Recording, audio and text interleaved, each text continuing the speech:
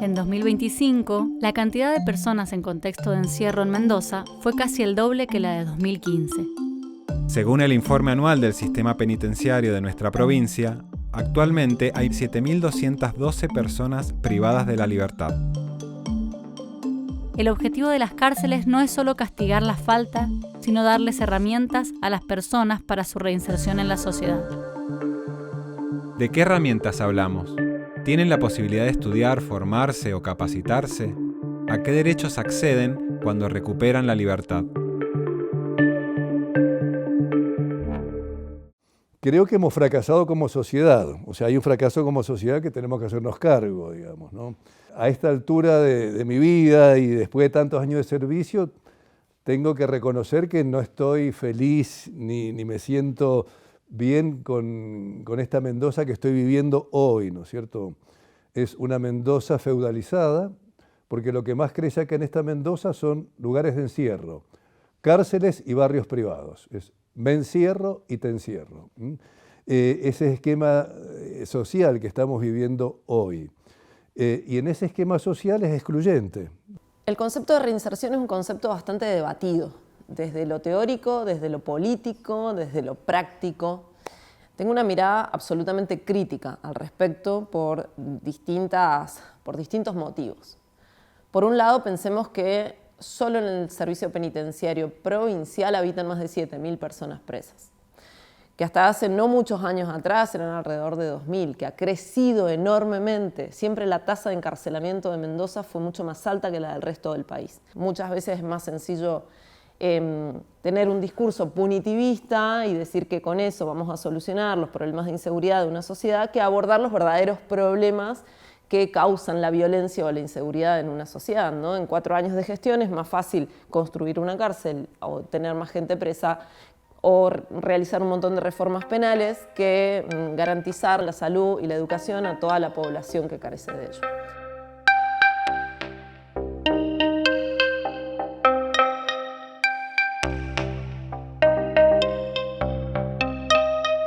Desde la sociología y desde las ciencias sociales lo que entendemos es que el sistema penal funciona de manera selectiva. Esto quiere decir que no todas las personas que compartimos un espacio, digamos, en la sociedad, tenemos las mismas posibilidades de ser elegidos por el sistema penal. Las actividades del Estado no están dando los frutos que nosotros pretendemos, ¿no? Que queremos alcanzar. Entonces, es una señal de alerta, de alarma, para poder parar un poco la pelota y decir, bueno, a ver, si venimos haciendo esto y va aumentando el número de personas que reinciden, bueno, hay algo que tenemos que cambiar en nuestra estrategia. En América Latina, y nosotros no somos la excepción, hay una población muy específica que es la elegida por el sistema penal. Cuando te digo elegida por el sistema penal, te hablo de toda la cadena, desde a quién detiene la policía en la calle para pedirle documentos, hasta los sesgos activos que funcionan a la hora de condenar. Cuando dejan la escuela, más o menos porque ese es el promedio, a los 15 años, cuando la escuela ya no los contiene, están en la calle. Y la calle empieza a ser el espacio vital de esos pibes. Y no necesariamente lo estoy diciendo de una manera mala. Estoy diciendo, hay un Estado que no ocupa la calle como un espacio de política pública y que los pibes sí los eligen. ¿Cuándo intervino el Estado en la vida de esas personas? ¿Cuándo estaban en libertad? ¿En qué momento? A los fines de garantizar qué derecho.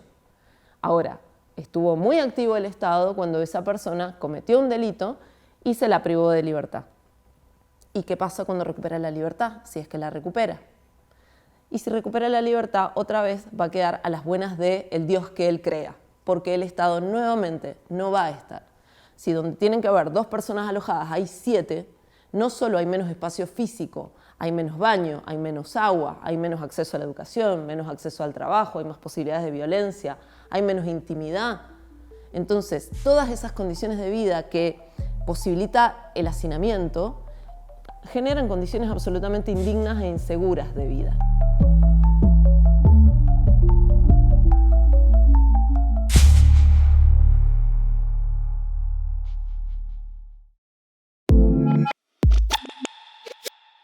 Las cárceles de Mendoza están sobrepobladas. En 2025 alojaron un 30% más que su capacidad y el número viene en aumento.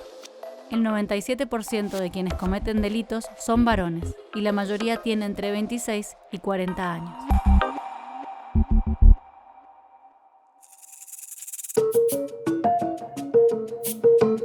En Mendoza, según el último informe del Servicio Penitenciario, en 2025 había 345 personas privadas de la libertad cada 100.000 habitantes. Esta tasa supera a la nacional, que fue de 256 cada 100.000. Cada 10 personas en contexto de encierro, 4 están presas por primera vez y 6 son reincidentes. Entre quienes reinciden, el 43% tiene entre 3 y 5 ingresos a la cárcel y el 37% 2 ingresos.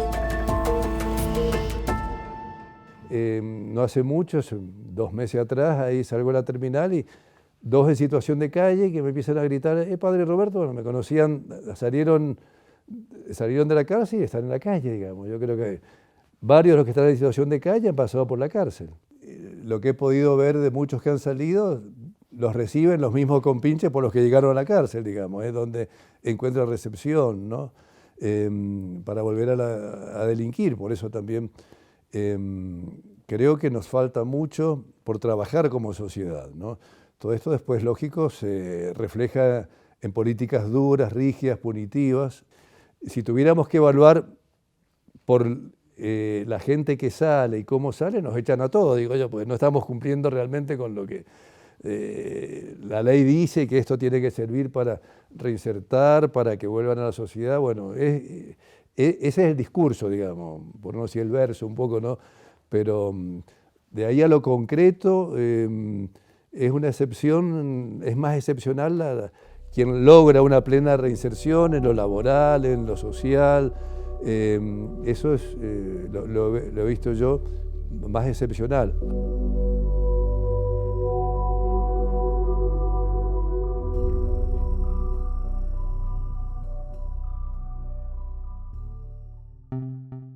Ocho de cada 10 personas privadas de libertad no han terminado sus estudios básicos. 5 de cada 10 no terminaron la secundaria y 3 de cada 10 no terminaron siquiera la primaria. De las 7.212 personas privadas de la libertad, en 2025 solo un poco más de 2.500 accedieron a educación o capacitación dentro de la cárcel, es decir, el 35%. La mayoría de las personas que se están formando cursa sus estudios básicos. Yo cuando ingresé creo que habían 5.000, 5.500. Hoy estamos en 8.000. Es una población que va creciendo rápidamente. Entonces, eso también, ese hacinamiento, provoca otra serie de dificultades. Y entre esos también que haya más gente sin acceso a la escuela, porque entró más gente, pero la escuela es la misma. Casi toda persona privada de libertad quiere educarse. Es una demanda diaria. Cuando hacemos monitoreos, la recepción de la demanda en la oficina, toda persona privada de libertad quiere hacer cosas, porque el tiempo de ocio en condiciones de hacinamiento es terriblemente desocializador, perverso para la cabeza.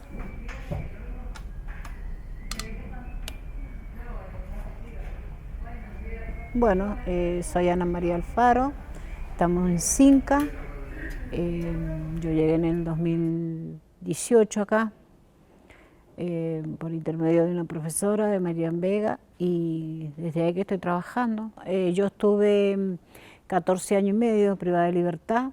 Ahí adentro yo aprendí de todo, aprendí muchos talleres, estaba en pintura, en carpintería, terminé la escuela, terminé la primaria, la secundaria. A donde más me capacité fue en el Borbollón, porque en el RA no había tantos talleres. Cada día tenía su carpintería, mimbrería, gastronomía, Y el día miércoles me quedaba en el RAN porque, ¿cómo se llama? Iban de Cáritas también a enseñarlos a nosotros, los llevaban telas, los llevaban pinturas, los llevaban lana, los enseñaban a tejer, a pintar, pero yo después en la tarde, cuando a mí me sale ese de la beca, que me llamó el doctor Sarmiento, me salió de que me había llegado una beca de Buenos Aires, entonces él me dice que qué es lo que quería estudiar, y a mí siempre me gustó computación. Entonces yo empecé a salir a computación al centro. Yo fui como 3 meses a capacitar gente, a los muchachos allá a Almafuerte. Después te sentís mal porque yo conozco todo el servicio penitenciario, a las chicas que han estado conmigo. Me dice, pues Mari, dice que ahora sos profesora y bueno, la vida es así. Yo estuve, ¿cómo te puedo decir? Tuve mucho tiempo privada de libertad, pero yo aproveché mucho todo, hasta cocinar porque yo no sabía cocinar. Yo allá adentro aprendí a cocinar, aprendí todo. También es cierto que la propuesta de la escuela tampoco es tan amplia. En cada complejo es para un grupo reducido de personas. Eso la verdad que sobre todo cuesta en los penales que están en Cacheuta. ¿Por qué? Porque el desplazamiento de docentes hasta allá es dificultoso y yo no puedo ir a Cacheuta por 1 hora o 2 horas de clase y volver mañana por otras 2. Eso es la verdad que algo que me parece que hay que revisar desde la DGE y tratar de hacer una propuesta diferente para esos docentes. Siempre lo he dicho y lo sostengo, o sea, los únicos ámbitos de la libertad que hay en la cárcel son 2, la educación y la fe. Y yo el mensaje que les decía, miren, digo, traten de aprender a leer, a escribir, estudien, capacítense, porque si no desarrollan la cabeza, el pensamiento, otro lo va a hacer por ustedes y los va a usar, o sea, van a creer que son libres, y no, otro los va a usar, así que lo mejor que pueden hacer es educarse, o sea, así desarrollan sus capacidades, su capacidad de pensar, de elegir, de decidir. Ese es un mensaje que siempre a los jóvenes les he dicho. La DGE garantiza la primaria tiene muchos menos cupos que la primaria. Los cursos de CCT, la capacitación para el trabajo, que sería, te diré, de lo más importante a fortalecer en las cárceles, porque la mayoría de las condenas son cortas, además, y te capacita para un oficio, o sea, es trabajo, salís de ahí, podés tener trabajo, podés hacer cosas y te podés sostener. También los cupos son absolutamente insuficientes. Y la universidad, bueno, tiene otra lógica, va a asistir una persona que tiene una condena larga. La mayor demanda está puesta en la primaria, la secundaria y en los CCT, y esa oferta es insuficiente. Hasta ediliciamente es insuficiente. Tenemos muchas cárceles en Mendoza, e incluso las más nuevas, los lugares pensados para educación, fueron mucho más chicos que para abordar toda la población prevista, y hoy que las cárceles están muy sobredimensionadas, digo, tienen mucha más gente que las previstas, mucho menos, queda más escaso todavía el lugar físico. Pero la base de esto mucho tiene que ver con que yo tenga ganas de hacer ese cambio, de tomar ese camino en serio y de enfocarse también en el apoyo que le pueda dar su familia.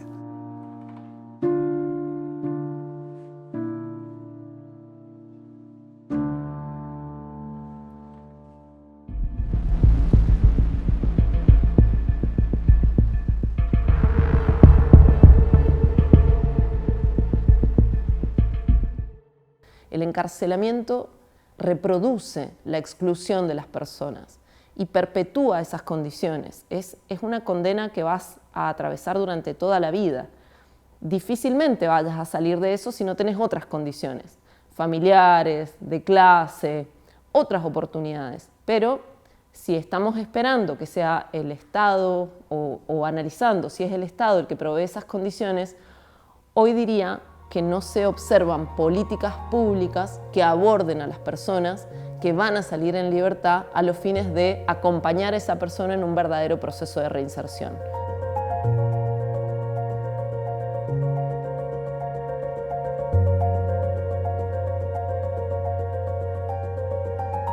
Entrás a la cárcel, ya salís, si has sido condenado, sin posibilidades de trabajar, por lo menos durante 10 años, porque no vas a tener certificado de buena conducta.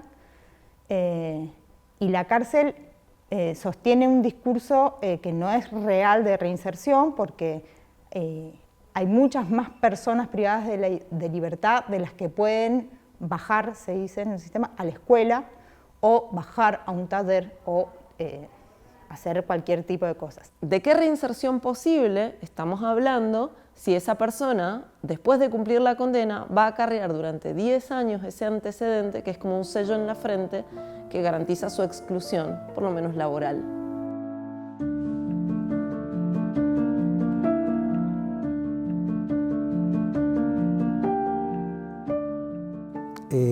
Esto también tiene que ver con lo que se le llama la progresividad de la pena.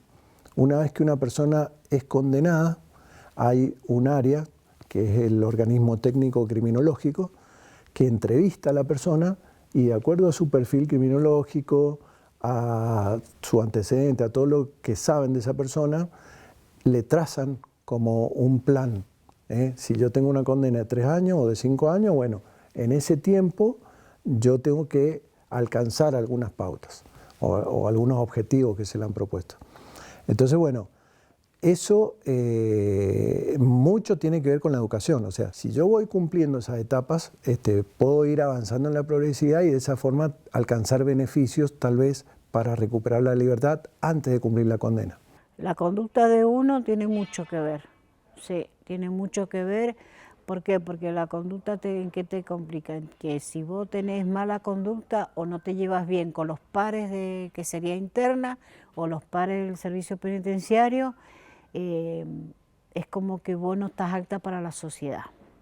Y lo que pasa es que cuando vos salís, claro, la sociedad, de solo hecho que sabe que vos que sale en el sistema o que va a pedir un trabajo, quizás, te mira de otra manera o te trata de otra manera, porque es como yo siempre dije, en la cárcel hay de todo.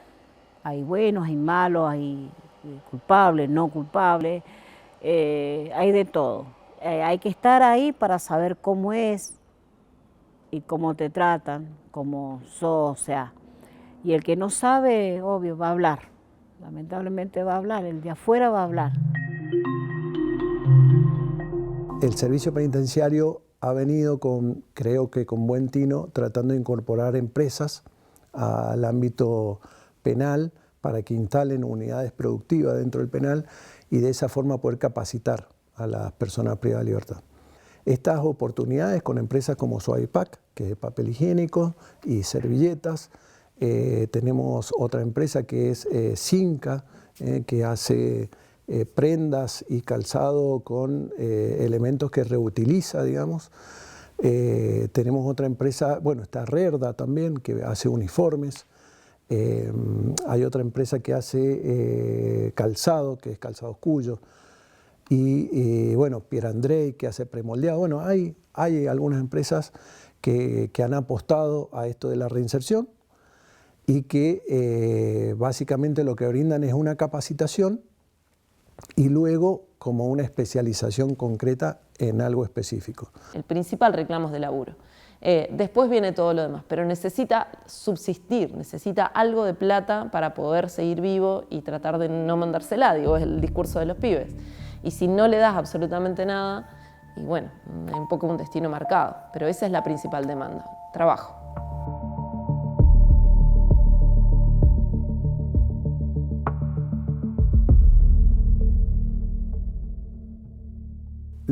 Digamos, el problema que tenemos con esta política es que la cantidad de personas que pueden acceder a esa capacitación es bastante limitada o pequeña respecto de las 8.000 personas privadas de libertad que hoy tenemos. Yo creo que ahí está el desafío que entre el Estado y los privados y las empresas tenemos que tomar ahora.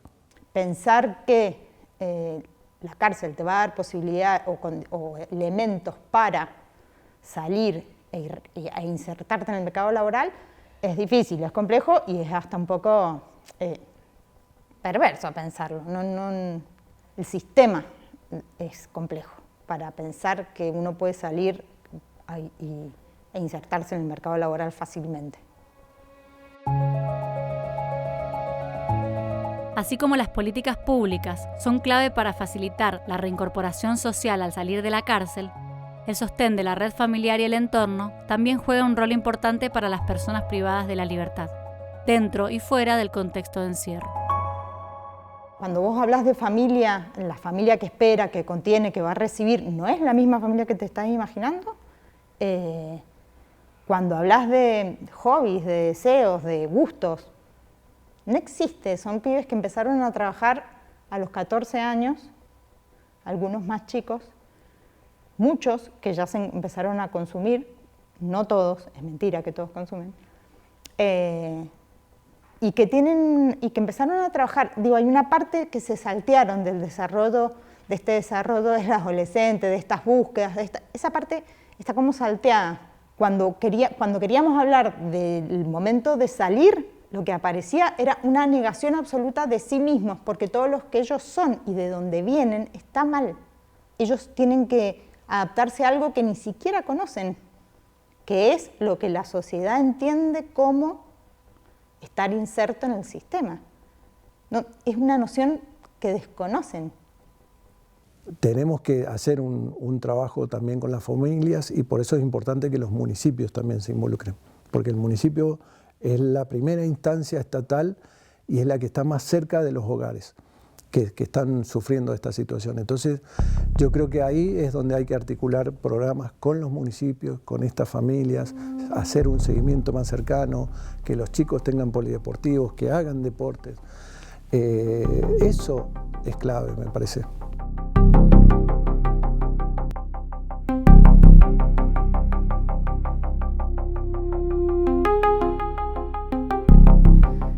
Ha dejado una familia que se las ha tenido que rebuscar, pero que además gasta muchísimo dinero para llevarle cosas una vez por semana. Una familia que cada vez que va a visitarlo pasa por condiciones de maltrato complejas, a las que probablemente muchas estén acostumbradas, pero que tienen que correr requisas que son complejas, cosas que otros sectores de la sociedad ni se imaginan, pero que sí suceden. Y todos esos actúan como mecanismos disciplinadores de las clases populares. Si pasamos acá ahora por Plantamura, vemos las carpas ahí esperando la visita, que me parece terrible porque hay niños, hay mujeres. Cuando yo estaba en Almafuerte, ahí en ese descampado con el frío, el calor, también carpas, niños, todo eso, y a nadie le importa, porque son familias de presos, digamos, ¿no? Así que creo que en eso tenemos una deuda grande porque estamos condenando a la familia.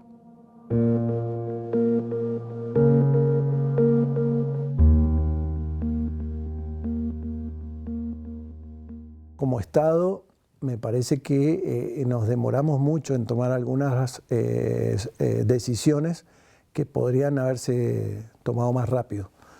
Este sistema, así como está, claramente no funciona. Las poblaciones penales siguen creciendo y no tienen que ver un poco con el estado de situación de los contextos sociales, pero también tiene que ver con las construcciones que vos haces, con las políticas que vos determinás de quién va a estar privado de libertad y quién no.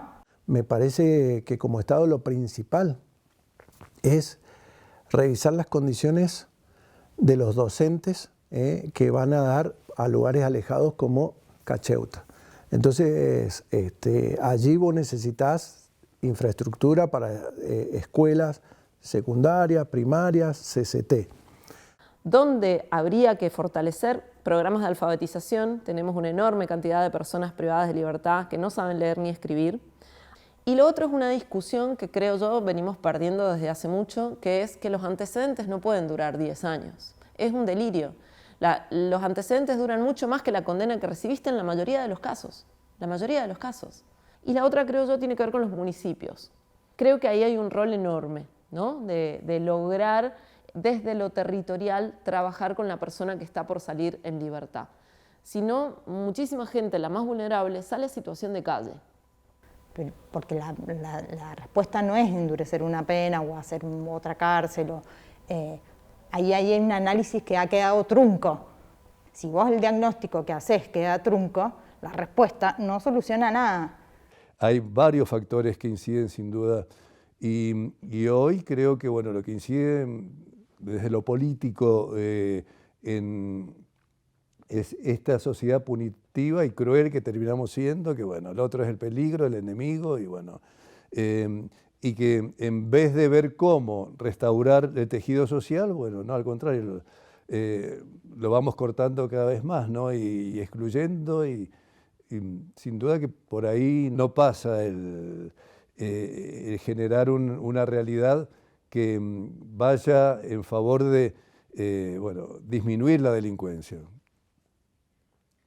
No pienso que si todos hacemos un esfuerzo cambia, me parece que es muchísimo más complejo, pero esté la sociedad preparada o no, la discusión que yo entiendo deberíamos darnos, estamos lejos de dárnoslas porque no estamos pensando otra forma de organizarnos. Sin perdón la humanidad no tiene futuro, no tenemos futuro como humanidad. Desde la familia, matrimonio, barrios, a la humanidad, lo que estamos viviendo hoy, la locura de las guerras, de todo esto. O sea, pero bueno, son cambios que pasan por el corazón de cada uno, empezando por el propio.